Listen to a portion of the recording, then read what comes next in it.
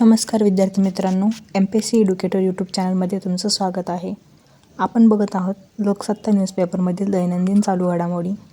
16 जुलै 2026 रोजीच्या लोकसत्ता न्यूजपेपरमधील महत्त्वाच्या घडामोडी आता आपल्याला बघायच्या आहेत.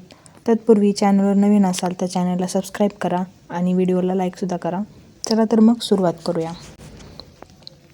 इथे पहिला मुद्दा आहे, कृषी कर्जमाफीनंतर वीज बिलसुद्धा माफ करण्यात आलेलं आहे.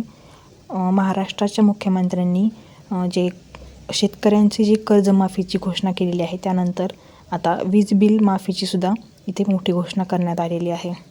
शेतकऱ्यांची यामार्फत तब्बल 48,000 कोटींची जी वीज बिलं थकबाकी आहे ती माफ करण्याची घोषणा आता मुख्यमंत्र्यांनी केलेली आहे. आणि या निर्णयामुळे महाराष्ट्र राज्य विद्युत वितरण कंपनी जी आहे महावितरण याला भांडवली बाजारात सूचीबद्ध करण्याच्या सरकारच्या प्रयत्नांना आता बळकटी मिळणार आहे. म्हणजे सरकारला हे जे महावितरण आहे त्यामधील जे भांडवल आहे ते भांडवली बाजारात म्हणजे जे आपण खाजगीकरण करणं म्हणतो किंवा निर्गुंतवणूक करणं म्हणतो ते करण्याच्या प्रयत्नांना आता ह्याच्या अंतर्गत सरकार प्रोत्साहन देणार आहे. आणि महावितरणामधून जो सध्या नफ्यामध्ये असलेला विभाग आहे बिगर कृषी विभाग, म्हणजे आता कृषीमधून तर नफा नाही आहे परंतु बिगर कृषी विभाग कोणते तर औद्योगिक, व्यावसायिक आणि खाजगी या क्षेत्रामध्ये जी वीज वापरली जाते तो विभाग हा वेगळा केला जाणार आहे आणि फक्त त्या विभागालाच भांडवली बाजारामध्ये सूचीबद्ध केलं जाणार आहे. तसंच कृषी ग्राहकांसाठी म्हणजे खास करून शेतकऱ्यांसाठी सोलर ॲग्रो पॉवर लिमिटेड नावाची एक सरकारी मालकीची उपकंपनीसुद्धा या अंतर्गत स्थापन करण्यात येणार आहे. नंतर पुढचा मुद्दा आहे, अजित पवार यांची जयंती शासकीय स्तरावर साजरी होणार. म्हणजे राष्ट्रपुरुष थोर व्यक्ती आणि यांची जी जयंती आपण साजरी करत असतो शासकीय स्तरावर, त्याच पद्धतीने अजित पवार यांचीसुद्धा जयंती साजरी केली जाणार आहे. या निर्णयामुळे आता त्यांची जयंती ही शासकीय स्तरावर साजरी करण्यात येणार आहे. MPMS व सेमिकॉन 2.0 योजनांना मंजुरी देण्यात आलेली आहे. या अत्यंत महत्त्वाच्या अशा आपल्या भारतासाठी योजना आहेत जेणेकरून आपल्याला जे सेमीकंडक्टर म्हणा किंवा ज्या चिप्स असतात आपल्या इलेक्ट्रॉनिक्स उपकरणांमध्ये वापरल्या जाणाऱ्या त्या पूर्णतः आपण बाहेरूनच इतर देशांकडून आयात करत असतो. त्यामुळे भारताला बराचसा खर्च त्यासाठी अर्थव्यवस्थेतून करावा लागतो. जर यामध्ये आपण सेमीकंडक्टरमध्ये जर क्रांती केली, चिप्स जर आपल्या देशात आपण बनवणं सुरू केलं तर हा बराचसा खर्च आपला कमी होईल आणि तसेच जे इलेक्ट्रॉनिक्स उत्पादन आहेत ते सुद्धा त्यांची किमतीसुद्धा स्वस्त होतील. तर त्या दृष्टीने ह्या योजना खूप महत्त्वाच्या आहेत. केंद्र सरकारने मोबाईल फोन उत्पादक योजना आणि सेमिकॉन 2.0 ह्या 2 महत्त्वाकांक्षी योजनांना मंजुरी दिली आहे. यांचा एकूण जो निधी आहे दोन्ही योजनांसाठी तो 1.90 लाख कोटी रुपयांचा निधींची तरतूद करण्यात आलेली आहे.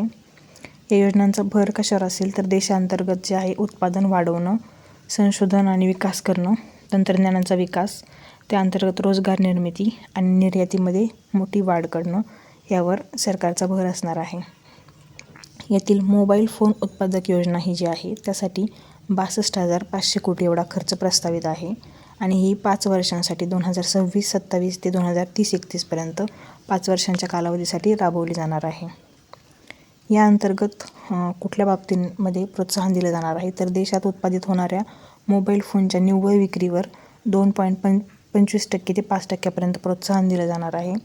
तसंच देशांतर्गत घटकांच्या वापरासाठी 1.5% अतिरिक्त प्रोत्साहनसुद्धा दिलं जाणार आहे. आणि देशी ब्रँड्सच्या ज्या डिझाईन आणि संशोधन आहे त्याच्यासाठी 3% अतिरिक्त प्रोत्साहन या अंतर्गत दिलं जाणार आहे. या योजनेच्या 5 वर्षांमध्ये अपेक्षित उद्दिष्ट सरकारची काय आहेत तर देशात 39 लाख कोटी रुपयांचं मोबाईल फोन उत्पादन हे या अंतर्गत केलं जाईल. त्याचबरोबर मोबाईल फोनच्या निर्यातीमध्ये सुद्धा प्रचंड वाढ होईल आणि सुमारे 60,000 प्रत्यक्ष रोजगार या अंतर्गत निर्माण होण्याचे अंदाज हा सरकारने वर्तवलेला आहे. सेमिकॉन 2.0 ही योजनासुद्धा अत्यंत महत्त्वाची आहे. सेमीकंडक्टर हब भारताला बनवण्यासाठी ही अत्यंत महत्त्वाची अशी योजना आहे. याच्यासाठी प्रस्तावित खर्च आहे 1,27,500 कोटी रुपये. या योजनेचा उद्देश आहे की या निधीद्वारे भारतामध्ये संपूर्ण सेमीकंडक्टर परिसंस्था उभारली जाणार आहे. हे जे सेमीकंडक्टर साठी जी योजना आहे त्या अंतर्गत प्रमुख 6 स्तंभ आहेत. तर ते कुठले आहेत? पहिला स्तंभ आहे चिप डिझाईन. त्यानंतर संबंधित जी यंत्रसामग्री आणि साहित्य आहे त्याची निर्मिती करणं. त्यानंतर नवीन सेमीकंडक्टर फॅब्स यांची उभारणी करणं, म्हणजे ज्या सेमीकंडक्टर बनवणाऱ्या फॅक्टरीज वगैरे असतात त्या उभारणं.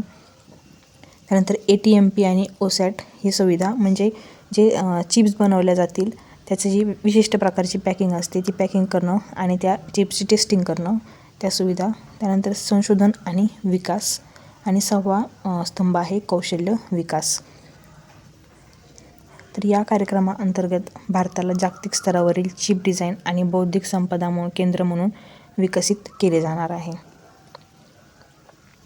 या योजनेचा मुख्य भर हा अधिक प्रमाणात सिलिकॉन आणि कंपाऊंड सेमीकंडक्टर फॅब्स उभारणं हा आहे. अत्याधुनिक पॅकेजिंग तंत्रज्ञान भारतात आणणे, म्हणजे त्या चिप्सचं जे विशिष्ट प्रकारचं पॅकेजिंग असतं त्याच्यासाठीचं जे तंत्रज्ञान आहे ते भारतात आणणं. त्याचबरोबर 28 नॅनोमीटरपेक्षा प्रगत तंत्रज्ञान विकसित करणं आणि उद्योगभिमुख कौशल्य विकास निर्माण करणं. जे केंद्रीय जे माहिती आणि प्रसारण मंत्री अश्विनी वैष्णव आहेत त्यांच्या म्हणण्यानुसार या उपक्रमाच्या अखेरीस स्वदेशी बनावटीच्या ज्या चिप आहेत त्या उत्पादनामध्ये आपला भारत हा स्वावलंबी होऊ शकतो. सरकारच्या अपेक्षा काय आहेत, तर MPMS यामुळे होणारा फायदा काय आहे, तर 60,000 प्रत्यक्ष रोजगार निर्मिती या योजनेतून होईल, ज्यामुळे जागतिक पातळीवर इलेक्ट्रॉनिक्स उत्पादनामध्ये भारताची स्थिती जी आहे ती मजबूत होईल. आणि सेमिकॉनमुळे होणारे फायदे, देशात 4 लाख कोटी रुपयांची या अंतर्गत गुंतवणूक होईल आणि योजनेच्या कालावधीमध्ये 2 लाख कोटी रुपयांचे सेमीकंडक्टर उत्पादनसुद्धा होण्याची शक्यता आहे. या दोन्ही योजना अत्यंत महत्त्वाच्या आहेत. त्यानंतर पुढचे आहे NIPU 2026. ही युरिया संबंधित पॉलिसी आहे, national investment policy for urea. तर युरियासाठी नवीन राष्ट्रीय गुंतवणूक धोरण 2026 राबवण्यात येणार आहे. देशातील युरिया निर्मितीची जी क्षमता आहे ती 1 कोटी टनाने वाढवण्याचं या अंतर्गत धोरण राबवलं जाणार आहे. देशामध्ये खाजगी विद्यापीठांचा वेगाने विस्तार. एक अहवाल आलेला आहे, अखिल भारतीय उच्च शिक्षण सर्वेक्षण अहवाल. याच्या आकडेवारीनुसार 2014-15 पासून तर 2023-24 या कालावधीमध्ये भारतामध्ये जे खाजगी विद्यापीठं आहेत त्यांची संख्या ही 149% वाढल्याची इथे नोंद त्यांनी केलेली आहे. आणि या तुलनेत सरकारी विद्यापीठांची वाढ जर बघितलं तर ती फक्त 45.4% एवढीच राहिलेली आहे. याचा अर्थ देशात खाजगी विद्यापीठांची वाढ ही सरकारी विद्यापीठांच्या तुलनेने तिपटीपेक्षा पण अधिक आहे. आणि यामध्ये खाजगी विद्यापीठांच्या विस्तारामध्ये गुजरात हे राज्य जे आहे ते आघाडीवर आहे. राष्ट्रीय विज्ञान कथा दिन हा मराठी विज्ञान परिषदेच्या पुढाकाराने मागच्या 5 वर्षांपासून साजरा केला जातो. तर दिवंगत ज्येष्ठ विज्ञान कथा लेखक जे आहेत डॉक्टर जयंत नारळीकर यांचा वाढदिवस होता 19 जुलै. तर हा दिवस राष्ट्रीय विज्ञान कथा दिवस म्हणून गेल्या 5 वर्षांपासून साजरा करण्यात येत असतो. आंतरराष्ट्रीय कृषी बाजार. पालघर जिल्ह्यामधील डहाणू तालुक्यातील दापचरी या ठिकाणी आंतरराष्ट्रीय दर्जाचा कृषी बाजार हा आता उभारण्यात येणार आहे. तर हे जे आहे पालघरमधील वाढवण बंदरापासून हे फक्त 40 किलोमीटर अंतरावर आहे. त्यामुळे शेतमालामधील जे निर्यात आहे त्याला मोठी चालना मिळणार आहे. फ्रान्समधील जे रुंगीस मार्केट आहे आणि नेदरलँडमधील रॉयल फ्लोरा हॉलंड मार्केट जे आहे त्याच्या धर्तीवर हे आपण विकसित केलं जाणार आहे.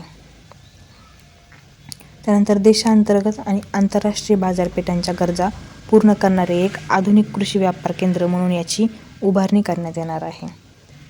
याच्यामध्ये त्रिस्तरीय विपणन व्यवस्था असणार आहे. त्यामध्ये पहिल्या स्तरावर आंतरराष्ट्रीय बाजार, दुसऱ्या स्तरावर राष्ट्रीय बाजार आणि तिसऱ्या स्तरावर ज्या राष्ट्रीय महत्त्वाच्या कृषी उत्पन्न बाजार समित्या आहेत त्या असणार आहेत.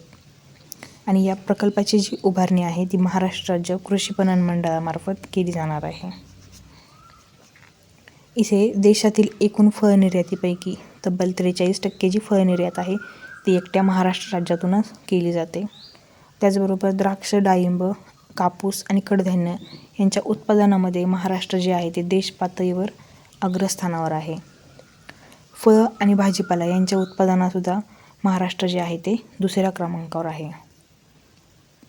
या प्रकल्पाचे उद्दिष्ट काय आहेत, तर या आधुनिक बाजारपेठेमुळे शेतमाल काढणीनंतर होणारे जे नुकसान आहे आणि वाहतूक आणि हाताळणी खर्च आहे तो 15 ते 20% कमी होण्याची अपेक्षा आहे.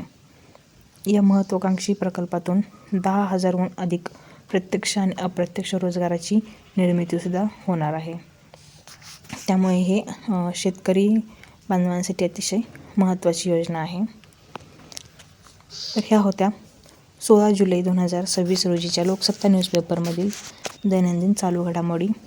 तर ही माहिती तुम्हाला कशी वाटली ते कमेंटमध्ये नक्की कळवा आणि चॅनलला सबस्क्राईब आणि व्हिडिओला लाईक करायला विसरू नका. धन्यवाद.